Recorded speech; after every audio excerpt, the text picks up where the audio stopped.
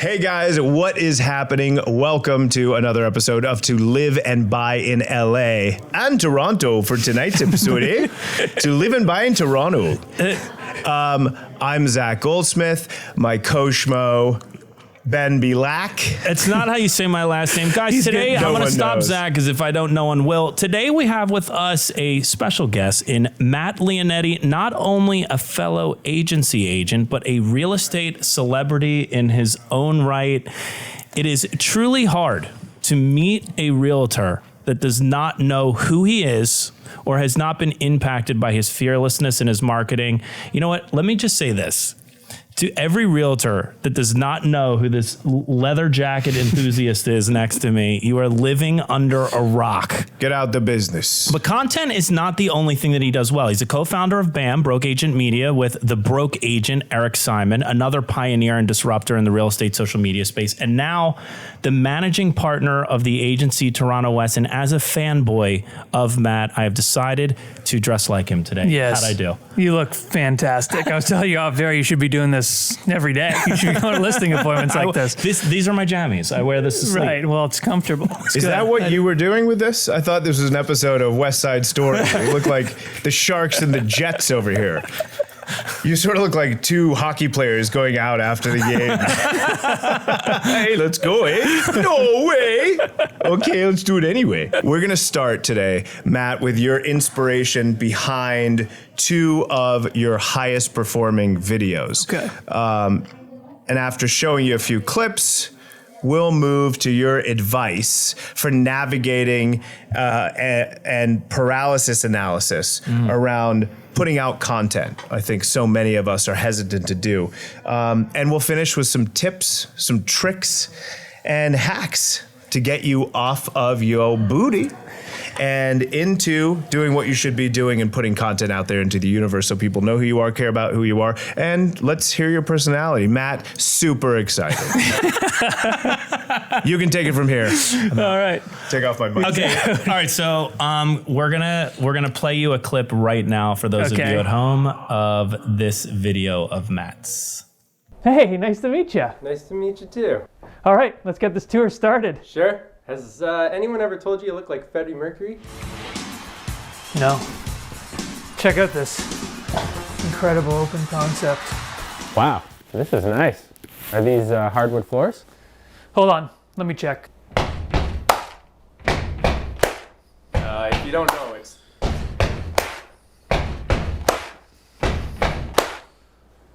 Yeah, they're hardwood. Oh my God, Amazing. is that funny? Okay, Yes. so a couple questions about this, okay? Of all of the easy and cheap ways to get a following or to trend on social media through trending sounds and songs, why did you pick Queen here? Okay. There's actually a really good reason for this. Yeah. Okay. Probably 14 years ago, I was at breakfast with my then girlfriend, now wife, who you've both met. She hates you both, by the way. She's lovely. She told me. Yeah. I thought it went well. So we were going, and then I got my eggs or whatever, and someone kept saying, "Freddie." Okay, what? I need to really paint a picture here. You can't say he had eggs? Yeah. You must have What's more going than on? just eggs. That's what bothered me. Yeah, I had eggs and some bacon. Okay, so I think I actually got steak and eggs, okay? If you really want to know. Anyways, I heard someone say, "Freddie." No way. Hey, Freddie. And they kept saying it. I was like, okay, what the hell's going on? And then the waitress came up to me and she's like, has anyone ever told you you look like Freddie Mercury? And that's the start of that video. Has anyone ever told you you look like Freddie Mercury? And I just held on to that for literally 15 years. And I was like, it was the greatest compliment of my life up until that, probably the best moment of my life still. So yeah, and then I started growing a mustache and I got that compliment more and more. And then I was like, let's capitalize on this. Okay, speaking of capitalizing, was this, because I know a lot of people that are in this type of space and focusing on content, they'll pick kind of a holiday or lean into, it's around St. Patty's Day, let's do some sort of video with a leprechaun. Was it time related, or you were just it's time to bring Freddie out? Yeah, I was just this would be funny. I actually almost didn't post that video because it's really dumb. A lot of my videos are dumb, but this one, a lot of my videos are kind of funny because it's true humor, like relatability. This one's just like, I'm dressed up like an asshole. I'm dressed up like Freddie Mercury and like going through my client's house. They just bought that house and they let me do it. And is your issue, you're saying that it's not real estate related enough? It's not, yes. Like the content isn't important enough to your clients? Yes. Up until that point, it was kind of like funny because it's true. This was me just as Freddie Mercury, like what if Freddie Mercury was a real estate agent? That was the whole concept behind it. Is there something wrong with that?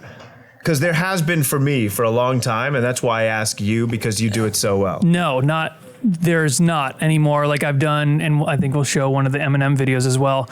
I kind of leaned into that because that video performed so well. So once I did that, it just like immediately took off for me at the time. I had like 2,000 followers or whatever. And it just like really took off. I remember the next day, or I think that later that night, Ryan Serhant commented and said like, love this. Easy, and I was pal. like, No, I mean, it's cool where someone like he him. just punches me in the he's face. a machine. He's a machine. He's a machine. He's a marketing machine in this industry. And he was a big reason why I got into the industry. So I was just like so taken aback when that happened. And I was like, oh, there's something here after that. And Signal. Yeah, it really was. And then Serhant did like an article on it.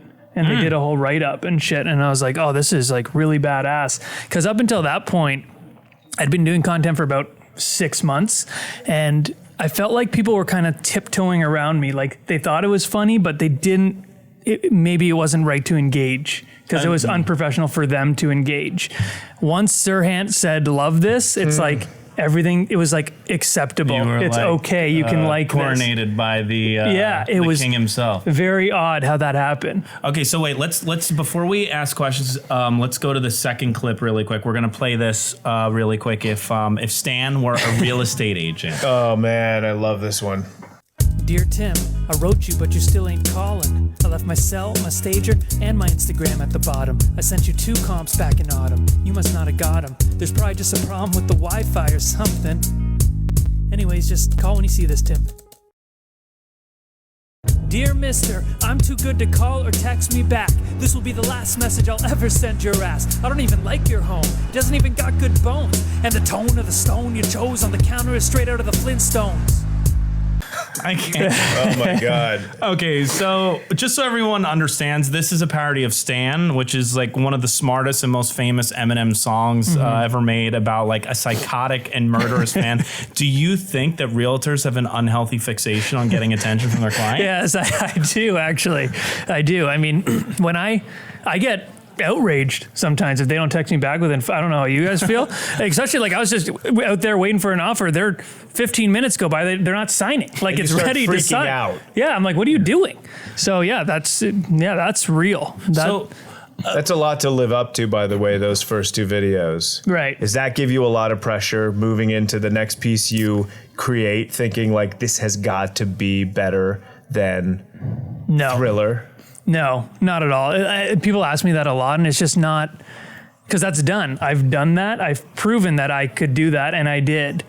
And now it's just like on to the next. And like every couple months you'll kind of hit. I've brought back Freddie a couple times. I brought back Eminem a couple times, and it's every couple, not every video is going to hit, and that is what it is. You can't put so much pressure on that. It's just like get the content out. And a lot of the times like Freddie, I kind of knew Stan was going to hit. It's like sometimes you get that feeling, but Freddie I thought was going to bomb. I was mortified to post it. Oh, wow. And what specifically was the fear around? I just thought it was too gimmicky and too dumb. Like I thought people were just gonna be like, okay, this guy's now like, before I was just doing like little skits. You're afraid you're gonna become like the Weird Al Yankovic of real estate. Yeah, which some people have now since called me, which I apologize. Is fine. Yeah, That's a compliment. I'm extremely offended. So no, it is. Yeah. So how does this fit into your strategy to get business? Because it's extremely non-traditional, and real estate as a sector has a pack mentality when it comes to marketing and advertising. Yeah. So, since this all started, now I have kind of 2 aspects of the business. There's like my real estate business and my actual content creation side. Like our podcast is monetized. I get paid for some of the content, sponsors, endorsements, all that shit. So that's that. So I've always wanted to create like passive income. So that's what this is doing now. Sure. And then real estate, it's just starting conversations. That's all. Like when I figured out that that's what this does, it's just like, oh, I love Freddie Mercury. That's something I know that no one else knows. And then it's just like you build on that relationship, because people want more than just like bringing them around to houses and talking houses all the time. Active pending solds, boring. They want to be engaged. They want to be engaged, and they want to, like, I don't know. The way I look at it is like, I want to be what I want. So like when I have a service, I want to relate to them on more than just like whatever that service is. And like, I know from experience, like when whatever I'm doing, buying a car or whatever, if they like, you know, comment on my watch or my t-shirt, and then there's something that we can actually like bond on further, I'm like automatically so like dedicated to that person. Me personally, not everyone's like that, but for me, and that's just now how I'm just trying to attract those kind of like-minded people. It's a much more relaxing and enjoyable service experience when like you're just serving your tribe. That is for sure. Yeah. Was the content you created leading up to Freddie Mercury, did you feel it was kind of subpar stuff? You were just starting out, or it was all good? You liked what you were doing. Maybe not every piece, but it was real estate centric, and you felt like that's what people wanted or needed to see? Yeah, like it was good. It was fine. Like I started doing the comedy stuff, like I said, about 6 months before. And at the time, I think it's all like, you know, at the time it's good. When I look back at those things now, I'm like, oh, that was really kind of bad and shit. We all feel that way. But yeah, exactly. When you look back at it now, but it's all like a stepping stone. And that's what people need to understand. Like, you're not just going to hit a home run the first time, and you're not just going to be amazing the first time. And also, you don't have to be amazing necessarily, right? It's interesting. I want to just get back quickly to the way you say you separate the two worlds. Do you feel now you can create content that is outside of the real estate realm, or do you still want to tie them in? I still want to tie them in. I've always kind of like dabbled, maybe like I'll do that down the road, but that's what kind of, I always say like, that's what got you to the dance. You got to do what got you to the dance. And then you can start peppering in things, but there's a reason people are kind of engaged with you and following what you're doing. So you can't just like, I call it the Taylor Swift method. Taylor Swift started as a country artist, and then she just got gradually more pop until she released a full pop album. And then she went full pop and she took over the pop world. And now she can kind of do anything she wants. Yes. I feel like I'm in that stage right now where like, yeah, I'm the funny guy, but like I can do more. So I'm starting to pepper in a little bit here and there, and just to see how people accept it. And that's what I'm kind of into right now. That's so I saw you speak at the agency forum when I first got to the company a few months ago. And Ben told me about you. I think a few other people did, and was super impressed by the stuff that you created. You had a great presentation, and it struck a chord with me because you've created stuff that I've always created but haven't kind of put it out there because I've been in this business a long time. And you said something that was really relevant at the time. You were like, I'm going to do what works for me. Because I think you started, I remember that video you put out of you like doing a cold call or something, or a real call with someone. What did you do? You did a call with someone that didn't go well. I have no idea who you are. What, you watching? No, I think Eric watching James Harris videos? What's happening here? No, you did something that you were so uncomfortable shooting. You aired this at the forum. Yeah. Oh, it was me just talking about open houses. Like, or do you need an agent to sell your house? It was the first video I ever did. Okay, so it was very serious, and you're like, I'm going to get myself out here, show people if you need an agent to sell your house. And you're like, that's not me. That is not my area of expertise. Yeah. So for me, I have been a straight kind of shooter and serious guy in my real estate career for a lot of my life. Defending his brand, his prestige, and the company that he was at. Yeah, you fought it for a long time. For the last 14 years, that was their way. And was very discreet, very non-disclosure. We're the boutique, and like, it's just funny because in that time frame, a lot changed just as far as content creation goes. And by the way, I'm not making an argument for one thing or the other, but I just to give context to the world that you were in for so long. Well, I was also private on my social media and felt like I will private? only, I will secret only, agent. I was like, I'll only let a few people see what I create here. And part of my move to the agency was to be more free and be able to jump into myself. When you said you started creating what you loved and you didn't have anything to lose, you're like, what did I have to lose? I thought, shit, that resonated with me. I have so much to lose. I've been in this business for a long time. I've got kids. Like, you think of all these things, you're like, I could lose all these clients. I've got some super high net worth clients who will look at half the stuff I do, like, who the fuck is this idiot? But you're shocked by that. No, what I was going to say is I think the question that we're probably trying to get to is that, do you think that the formula changes for the real estate licensee that's been in the business for 3 decades? Or does the market, meaning like the market as a salesperson that's trying to do business, has permanently changed, and it calls for like attention for a licensee to survive? Yeah, I think so. Like, I do think there's those old agents are always going to have that like referral business. That's what we see all the time. Like, oh, referrals, that's fine. And like the cold calling is always going to be there. The door knocking is always going to be there. Cold calling where I'm at, like, everyone's losing their landlines. So it's like harder and harder to cold call people. You're just not getting, and they're talking about like making door knocking illegal. So I don't know if they're doing that here. It is in Beverly Hills proper. You're not allowed to door knock. Yeah. So like, think about it. Like, everyone always says to me, like, well, what happens if social media, Instagram goes away? It's like, well, what happens if door knocking becomes illegal? Like, we can't just think what if all the time. Like, you know, you just got to act on what's going on now and go to, you know, gravitate towards what you're good at. But I think absolutely you need some type of presence. And to be a lot of people go, oh, Matt, you're just attention seeking. It's like, fucking right, I am. That's what we should all be attention seeking. Well, attention right now is certainly the currency.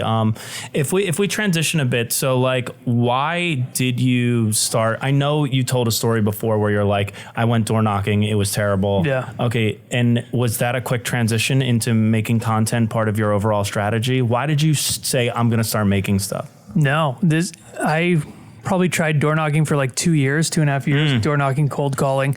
I had like some kind of success sometimes, but like, I don't know, not really. I mean, I told my first door knocking story. That was true, where the person told me to just get the fuck off their property.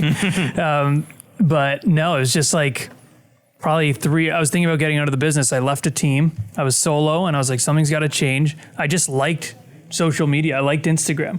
I liked being on it. I was like, I just got to be more myself. Like, that's why I got into this business. Like, I thought I had a good personality, and people, my whole life, like, that was my one thing. Like, people thought I was funny, and like, I could, like, people gravitated towards me. And then I just like pushed that all out, you know, out the window when I got into real estate. You know what's so funny is, of team members, I will say to them, the ones that are like afraid to make content, I'm like, for all of you on the team that people told you should get into this business because you're a people person and you're afraid to put out content, maybe you're not a people person after all. Because this is being a people person at scale. Exactly. Well, it's I've always felt that connection with you because we had a similar life. Like, I have the same thing with comedy. It's always inside me, and I shied away from it for so long to a degree, because I feel like these suits don't want to hear anything about this. They just want business. And I was successful doing it, but I wasn't super happy. And why I made this jump to the agency is because I knew that platform was there. I was ready for it. And even if I wasn't ready, I had to do it. Right. So I had my own separate comedy life that was funny and racy and crazy that I can't really put a lot of it out. Stereotypical, I like to say, which I make light of that. But I was worried for so long that my true self would get rid of some people. And you know what? It may have got rid of some, but it gained so many more. Right. And that is like one thing that people want more than anything is genuineness, a sense of being yourself and happy and comfortable and confident with who you are, no matter who it is. I'm finding that is the biggest success tool in life for me. It's enthusiasm. I think that sells over anything in the world. Enthusiasm. Yeah, charisma, right? Yeah. I mean, I got charisma. I don't know about the best looking guy in the room, but I got charisma. You're getting a lot cuter with all this money, I can tell you. You heard it here first. I thank you for that. Zach joined the agency because of me. Zoom in. You were an inspiring part of me to stay. What's your process specifically like? How do you find inspiration for the parodies and like the pop culture references? it's hard. I just love doing it. Like I love comedy. I love music. I love pop culture.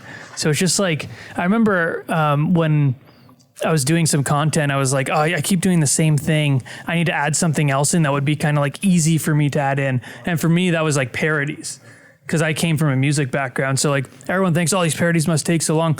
For me, like that Stan, I did it because my wife told me like one time in passing that I couldn't rap. And I was like, challenge accepted.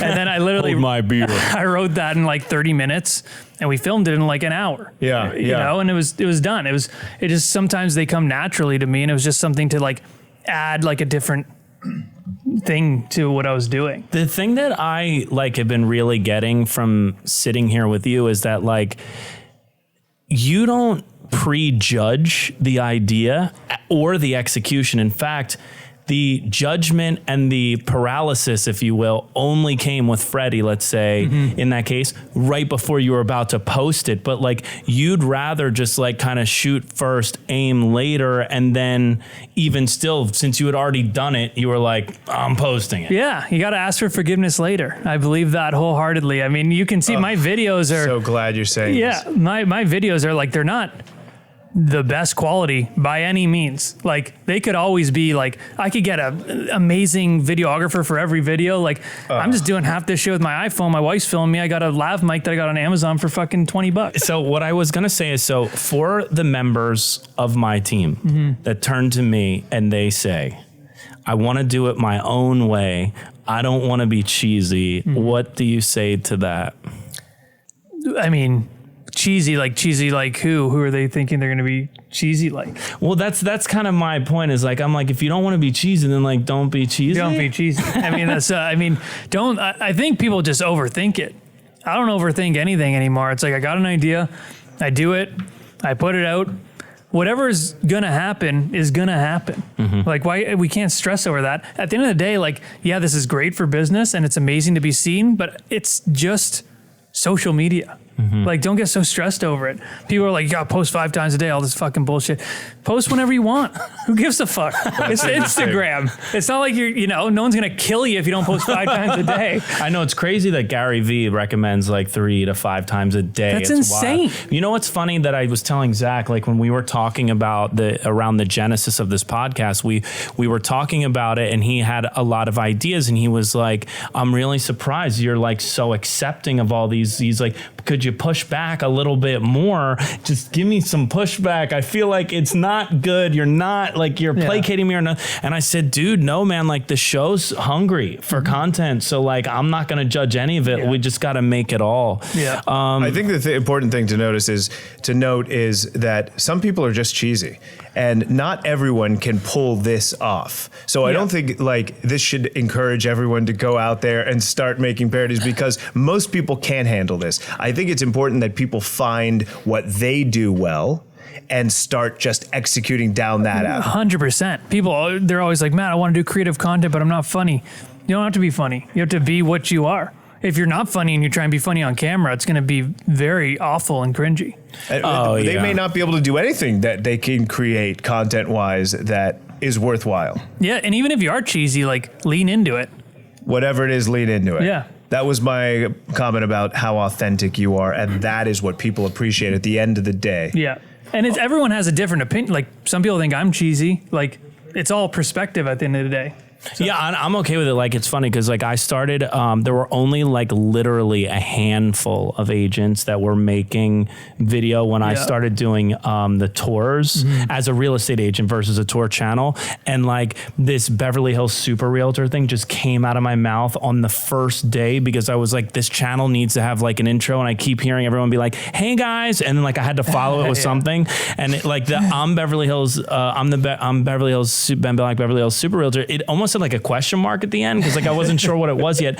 And what's funny is like now I can't get away from it, and like I go places and people are like, it's a super realtor, the super realtor. Fuck. And you're getting me excited over here. But it's just funny because like I think it's cheesy and others do. But the thing is it has like a it's just funny how the branding is memorable. Tag. Yeah, it has a tag. And like even when I was like, oh yeah, I'm going to do the podcast, some people were like, oh, super realtor. Oh, it's crazy. Yeah, it's crazy. It is okay. And you don't care, which is also a pretty strong quality. Is a lot of people will think your shit is cheesy, and you don't care. I just want to be memorable because the truth is, one time I made a video when I had this crazy client with Mauricio. I always tell the story, and basically I made a video touring her house, and she called up Mauricio and said, "Why aren't you in the video?" And she said, "Because that's for Ben's beach, and I want to be the mayor of my beach." Anytime people are thinking, breathing, sleeping real estate, I want them to automatically think of me, and that's just kind of a way for me to kind of keep reminding of them. Guys, as we kind of head towards the end of this, I thought we could maybe just do like a quick lightning round where, as the content master that you are, you could just give like a little bit of advice on where people can start with content creation. Doing one word, or what's going on here? No rules here. I feel like you're really loose with the rules. All right. Up to 17 words. Okay, 17. Okay, so if someone, let's actually pretend that our agent is a newer licensee. Okay. And they haven't really made any content yet. Like, what do you think they should start filming with? Like, do they need a DSLR camera? Should they film with their phone? What should they do? No, phone. I would go phone. I think audio is more important than the actual. The phone's fucking. They do Apple commercials on the phone. Like how much better do you need? Okay. Cinematic mode looks great. What does that mean? Cinematic mode? Just flip it on cinematic mode on your phone. Okay. You heard it here first, guys. You don't need any lighting. Like, go in front of a window. Nice natural light is great. Have a little lav mic. Even if you don't have a lav mic, I do a lot of my rant videos in my car. There's literally just my phone vertical, and yeah, it's just. I think the only challenge is if you're doing a tour, and I've seen people do tours, and someone's holding the iPhone and they're kind of far away. Yeah. And like you can't hear the subject, which I guess we'll talk about the audio portion next. The first, if you're going to do that, you need a gimbal. You can't be a shaky hand motherfucker. And by the way, you can get a great gimbal on Amazon for $100. Yeah, for your phone, and it's amazing. What I do for the audio is I get one that I can plug into my phone, a lav mic, and I actually just have two phones. So I have one phone that films, and then I plug the other one. So it's like a wireless pack almost. And I just use that. Is that for the microphone aspect? Yeah. And then I'll just clap. Video, one Zach's doing ADD audio? just said it, and he woke back up. Yeah, I'll clap and I'll You're doing one for video, one for audio? Yeah. Write this down. Yeah, write that shit down.